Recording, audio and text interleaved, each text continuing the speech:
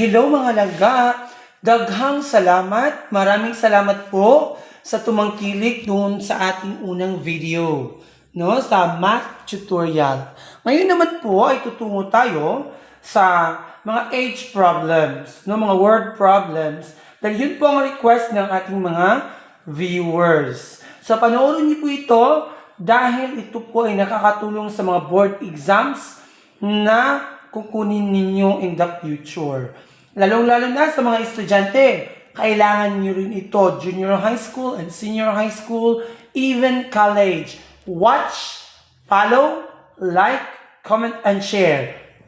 Application of simple linear equations, numbers.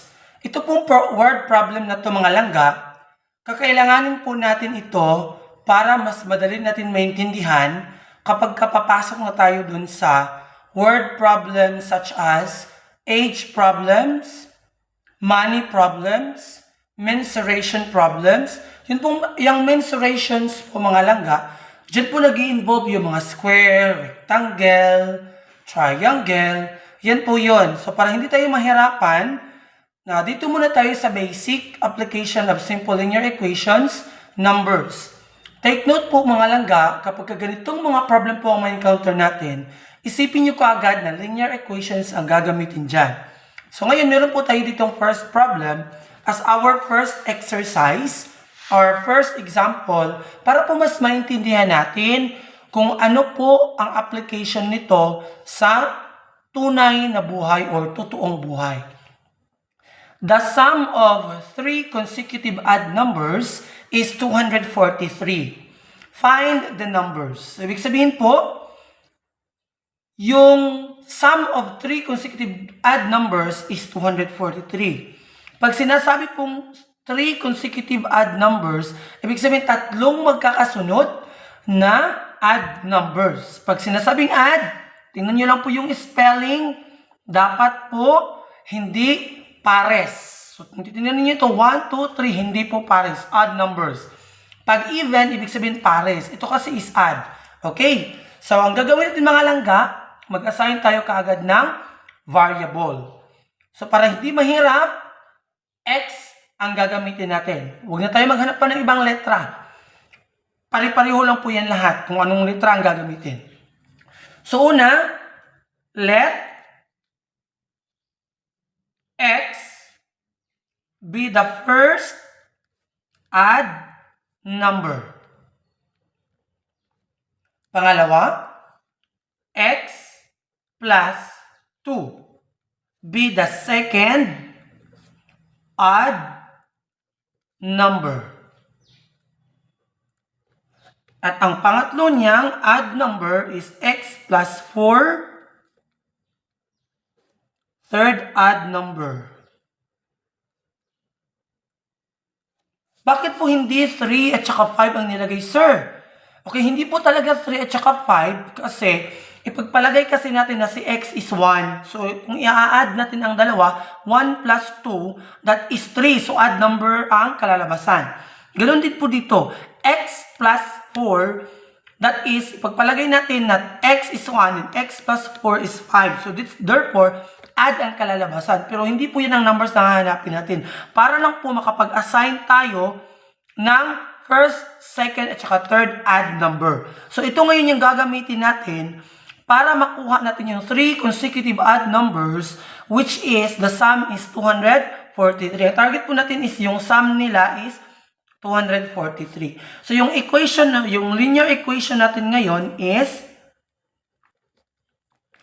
itong tatlo po, ipag-add natin kasi sum ang kukunin. So, x plus, yung pangalawang odd number, x plus 2, at saka yung pangatlo, x plus 4, is equal to 243. So, yun po ang sum niya, 243. Next, combine like terms, or yung magkakapareho po pagsamahin natin. So, there are 3x here. So, 3x.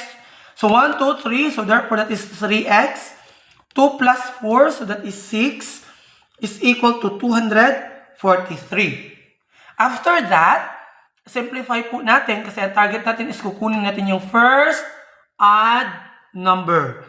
Okay? So simplify, 3x is equal to 243 minus 6. Bakit po siya naging minus? Kasi po positive siya dito sa kabila. Take note, pag ililipat sa kabila, magiging negative. So ngayon, simplify natin. 3x is equal to 243 minus 6. So that is 237. Then, simplify po natin siya mga langga. Kasi ang kailangan ng matira is x lang. So, ang gagawin, dapat alisin natin yung coefficient na 3. So, reciprocal of 3, so that is 1/3. Bakit po siya naging 1/3? Kasi meron po yan dyan imaginary na denominator na 1. So, reciprocal niya is 1/3.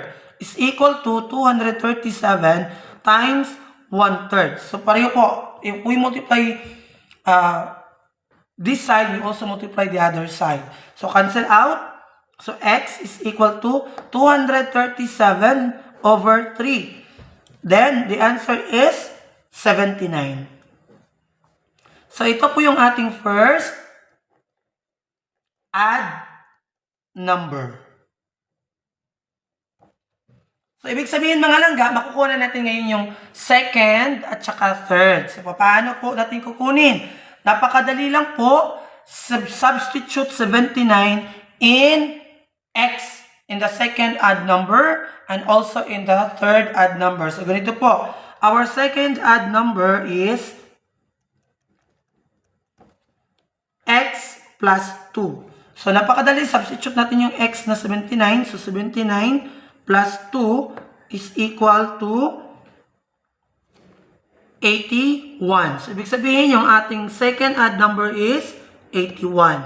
So, yung ating third odd number naman, so x plus 4 is equal to, substitute natin yung 79, so that is 79 plus 4 is equal to 83. So, ibig sabihin po mga langga, yung ating pong third number is 83. So, third odd number. So, kung titignan natin, lahat po yan mga odd number. 79 is odd number, 81 is odd number, and 83 is odd number. Take note po, kailangan odd number sila. Kasi po, yun po ang target natin. So, yan po ay consecutive. 79. Next to 79, odd number is 81. Next odd number to 81 is 83. So, yan po ay consecutive. Now, paano natin malalaman na yan ay correct? So, pwede natin siyang gamitan na, pwede natin i-checking. So, checking. So, gagamitin lang natin ulit itong equation na nabuo natin. X plus 2 plus x plus 4 is equal to 243. So, substitute natin yung value ni x na 79. So, there are 3 x's here. So, 79 plus 2 plus 79 plus 4 is equal to 243. So, if we're going to add all of that, so the answer is 243 is equal to 243. So, ibig sabihin po mga langga, tama po ang ating solution. So, congratulations! Like, share, follow, comment to this video para sa next video na involving linear equations, age problem naman tayo. Ito kasi yung pinaka-basic mga langga. Pag hindi tayo marunong dito, hindi din tayo marunong doon sa iba pang mga problems. Kasi ang idea dito, yun ang i-apply natin on the next video. Salamat!